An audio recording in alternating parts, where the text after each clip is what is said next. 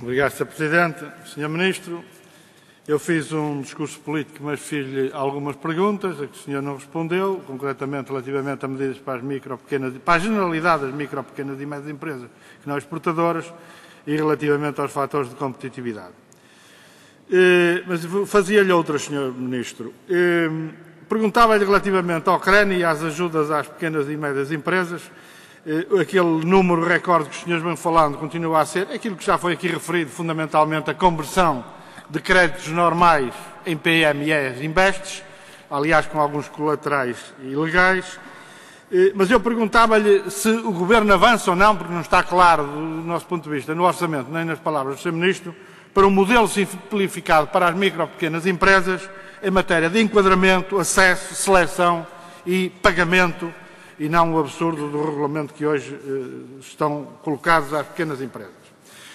Para lhe demonstrar que continuamos preocupados e a ter em conta o mercado, gostaria também de lhe falar de alguma violação do mercado, de abusos de posição dominante e de dependência económica de grupos económicos, já os referi há um bocado, e gostava de lhe perguntar, Sr. Ministro, se relativamente a esses comportamentos monopolistas, a esses preços monopolistas da banca, seguros, grupos de distribuição, energia, telecomunicações, autoestradas, tabaqueira, etc., os senhores vão tomar alguma medida ou vão permanecer como autoridade da concorrência inoperantes, incapazes e passivos frente a esta situação que está a agravar de forma tão drástica a vida da generalidade das micro, pequenas e médias empresas portuguesas. Uma terceira questão, o Sr. Ministro referiu o problema do apoio às empresas públicas e do conhecimento dos portugueses sobre a necessidade do apoio às empresas públicas. Era bom que algum dia o Sr. Ministro nos desse conhecimento, de facto, da realidade dos apoios às empresas públicas.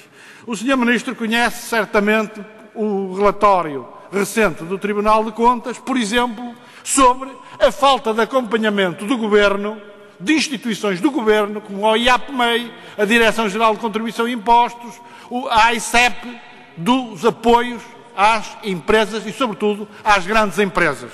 Por exemplo, este pequeno pormenor, nos benefícios fiscais à quimonda, o Tribunal de Contas detecta esta pequena diferença entre os 50 milhões da Direção-Geral de Concorrência e Impostos e os 60 milhões da AICEP. É uma pequena diferença de 60 milhões que para os senhores não tem nada.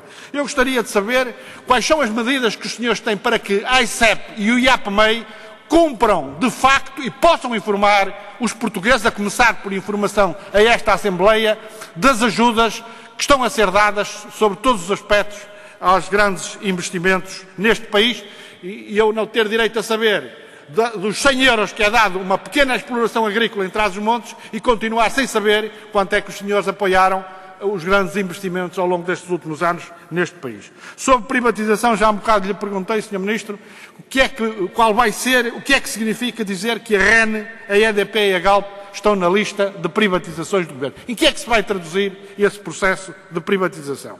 Concretamente, relativamente à REN, gostaria de saber até onde vai essa privatização. Relativamente ao setor energético e relativamente aos projetos do solar térmico e do fotovoltaico, os senhores falam no orçamento em promover a concorrência e a transparência de preços. Eu vou terminar, Sr. Presidente. Eu gostaria de saber se os senhores vão, de facto, esclarecer algum dia as formas completamente opaca, completamente sem esclarecimento possível para as empresas concorrentes a estes projetos apoiados pelo Governo. Solar térmico e os problemas das chamadas energias renováveis na hora. Se é verdade que vão, por exemplo, substituir o atual modelo das energias renováveis, entregando-as, de facto, às grandes empresas. Gostaria ainda que o Sr. Ministro me pudesse dizer alguma coisa sobre a revisão em curso de 2 projetos de lei. Relativamente à inspeção do gás, Decreto-Lei 521/99, do Governo do PS, e sobre as instalações elétricas, de 555/99, relativamente às instalações elétricas, onde aparentemente pesa mais o Secretário de Estado da Administração Local que o parecer da Direção-Geral de Energia e do Secretário de Estado da Energia. O Sr.